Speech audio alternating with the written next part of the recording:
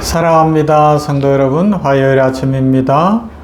오늘 어떤 계획을 가지셨나요? 어떤 일이 있으면 좋겠다 생각을 하십니까? 하나님께서 우리의 마음의 생각까지 아시고 복 주시기를 주님의 이름으로 축복합니다. 말씀 보십시다. 에베소서 2장 8절부터 10절 말씀입니다. 에베소서 2장 8절부터 10절 말씀. 너희는 그 은혜에 의하여 믿음으로 말미암아 구원을 받았으니 이것은 너희에게서 난 것이 아니요 하나님의 선물이라. 행위에서 난 것이 아니니 이는 누구든지 자랑하지 못하게 함이라. 우리는 그가 만드신 바라 그리스도 예수 안에서 선한 일을 위하여 지으심을 받은 자니 이 일은 하나님이 전에 예비하사 우리로 그 가운데서 행하게 하려 하심이니라. 아멘. 우리가 기독교인이 되고 나면 가장 많이 듣는 말 중에 하나가 은혜라는 표현입니다. 은혜. 그리고 또 아주 자연스럽게 사용을 하게 되지요. 그런데 너무 많은 경우에 이 은혜라는 단어가 너무 좋은 단어인데, 축복의 단어인데, 이것이 우리 가슴 깊이까지 내려가지 못하고 입술에서만 맴돌고 머릿속에서만 맴도는 경우가 많아요. 그래서 오늘 이런 질문을 해볼 수 있습니다. 우리는 정말 은혜를 알고 있습니까? 우리는 정말 은혜 안에 살고 있습니까? 라는 질문이죠. 성경 에베소서에서 오늘 이렇게 말씀해요. 너희가 그 은혜에 의하여 믿음으로 말미암아 구원을 받았다는 겁니다. 여기까지 다 알잖아요. 은혜로 말미암아, 무조건적인 은혜로 말미암아 구원받았어요. 근데 그리고 끝나는 경우들이 너무 많아요. 나는 구원받았다. 나는 이제 천국 간다. 죽어도 천국 간다. 그것만 생각하면 안 된다는 겁니다. 성경은 그 다음이 또 있어요. 뭐라고 이야기해요? 우리는 그가 만드신 바라 그리스도 예수 안에서 선한 일을 위하여 지으심을 받았다. 그리스도 예수 안에서 선한 일을 해야 된다. 그렇게 말씀하고 있는 것입니다. 은혜 받음은 끝이 아니라 그때부터가 시작이라는 것입니다. 은혜를 자꾸만 오해하면 안 돼요. 나는 이제 안전하다. 나는 이제 괜찮다. 나는 죽어도 천국 간다. 그렇게 되면 신앙이 늘 그 자리에 있게 되고 자기 이익만 쫓게 되고 정적인 상태에 머무르게 됩니다. 그러나 성경이 말씀하는 은혜는 절대적으로 정적인 것, 그 자리에서 머무는 것이 아니에요. 어제 말씀드렸어요. 그냥 머물면 물결에 의해서, 세속에 의해서 그냥 쓸려 나간다고요. 은혜는 움직이는 거예요. 은혜는 우리를 끌어가는 겁니다. 은혜는 우리를 부릅니다. 하나님께서 우리에게 이렇게 말씀하시는 거죠.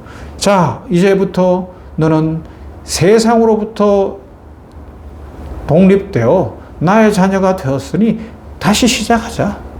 나와 함께 걸어가자. 이제 진짜 삶을 한번 살아보자. 영적인 삶을 살아보자. 그렇게 하나님이 우리를 새로운 삶으로 불러내시는 것이 은혜 입은 겁니다.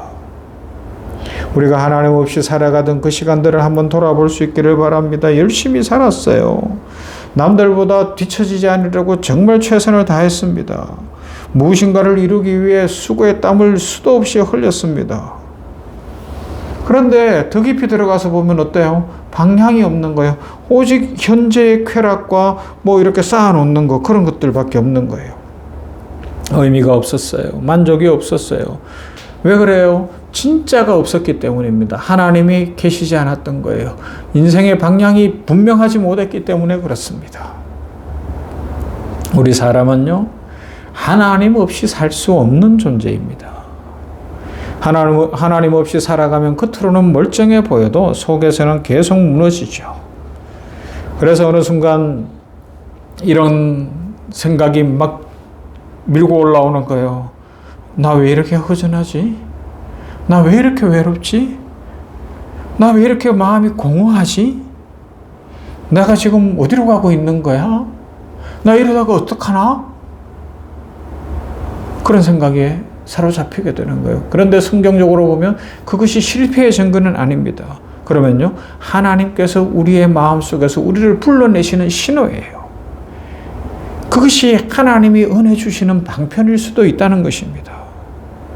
은혜는 단순히 괜찮아, 너 그대로 살아도 돼가 아니라 우리를 다시 일으켜 세우시는 하나님의 손길이에요.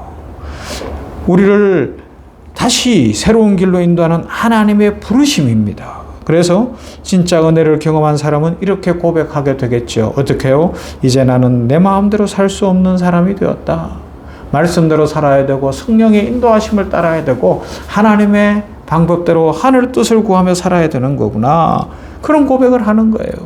이 고백이 부담스러울 수도 있어요. 그러나 그렇지 않습니다. 이것이 축복입니다. 왜 그래요? 지금부터는 내가 내 인생을 책임지는 인생이 아니라 살아계신 하나님, 창조의 하나님, 아버지 하나님께서 내 인생을 책임져 주시는 복된 인생이 되었기 때문인 줄로 믿습니다. 여러분, 우리가 스스로 우리 인생을 책임지고 살아가면 얼마나 힘들어요. 무엇보다 불안해서 견딜 수가 없습니다. 계획을 세웠는데 이루어지지 않을 때 어떡할 거예요? 불안한 거예요. 사람이 떠나가면 어떡할 거예요? 무너집니다. 환경이 바뀌면요, 두려움에 사로잡힐 수가 없어요. 그러나 하나님께서 책임져 주시는 인생, 하나님의 손에 붙잡힌 인생은 다르죠.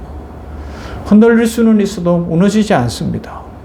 왜냐하면 창조의 하나님, 능력의 하나님께서 그 능력의 오른팔로 딱 붙들고 계시기 때문에 그런 거예요. 그렇기 때문에 은혜 받은 사람에게는 반드시 따라오는 기도가 있어요. 뭐예요? 다만 악에서 구하소서. 이 기도가 필요한 거예요. 왜 그래요? 은혜를 받았는데도 우리는 여전히 옛사람으로 돌아가려는 옛 성향이 있기 때문에 그렇습니다. 우리는 은혜를 받았습니다. 그러나 여전히 자기중심적으로 살고 싶어 합니다. 하나님의 뜻보다는 나의 욕심을 더 따르고 싶어 합니다. 하나님께 맡기기보다 내가 통제하고 싶어 하는 것이죠. 그래서 우리의 삶 속에는 늘 두 가지 흐름이 존재합니다. 하나는 하나님을 향한 흐름이고 다른 하나는 옛사람으로 돌아가려는 흐름입니다. 그래서 우리는 기도해야 합니다. 주님, 나를 붙들어 주십시오. 내가 옛길로 다시 가지 않게 하여 주시옵소서. 이 기도는요, 성도에게 선택이 아니라 필수예요. 필수. 쇼생크 탈출이라는 영화가 있어요. 참 좋은 영화예요. 근데 그 영화가 상당히 출애굽하고 연결이 되는, 출애굽기하고 연결이 되는 아주 영적인 의미도 담고 있는 내용이긴 한데, 그 내용을 보면 이제 감옥에 오래 있었던 한 사람이 나이가 많아, 감옥에 한 40년 넘게 50년 정도 있다가 이제 모범수로서 추록을 했어요. 그리고 정부가 정해주는 데서 정해진 직업을 갖고 그렇게 살아야 되는데, 그래서 너무 좋아서 나왔어요. 그런데 40년이 훨씬 지나고 나오니까 세상이 완전히 바뀐 거예요. 자동차도 너무 많아져서 길을 어떻게 건너야 될지도 모르겠는 거예요. 사람들은 자신을 이상하게 봅니다. 자기는 이미 늙었어요. 어떻게 해야 될지도 모르겠어요. 감옥에서는 간수가 시키는 대로 하고 그냥 아침에 정해진 시간대로 움직이면 됐는데 자유로 움직이는 것이 너무 불편하기 시작한 거예요. 견딜 수가 없는 거예요. 어떻게 해야 될지도 모르고 방황하는 거예요. 그러다가 결국은 스스로 자기 인생을 마감하는 이야기가 나와요. 그래요. 사람들이 이 죄악된 세상 속에 있다가 나와서 출애굽한 이스라엘 백성들도 그랬잖아요. 어떻게 해요? 광야 생활을 하니까 불편한 것도 많고 힘드니까 자꾸 돌아가려고 하는 거예요. 자유가 됐는데 더 좋은 세상으로 가면 되는데 갈 방법을 모르는 거예요. 억압 속에 살았기 때문에, 프레임 속에 갇혀 살았기 때문에 그렇습니다. 우리는 은혜로 자유를 얻었습니다. 그러니 여전히 죄의 방식이 더 익숙합니다. 옛 삶이 더 편안합니다. 그래서 우리는 자꾸 옛날로 돌아가려고 합니다. 그래서 우리는 날마다 기도해야 돼요. 주님, 나를 붙들어 주십시오.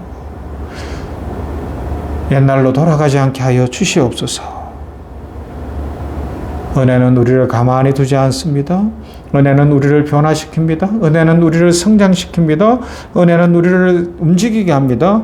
은혜는 우리를 하나님께로 이끌어가고 이전에 살아보지 못한 새로운 삶을 살게 하는 것입니다.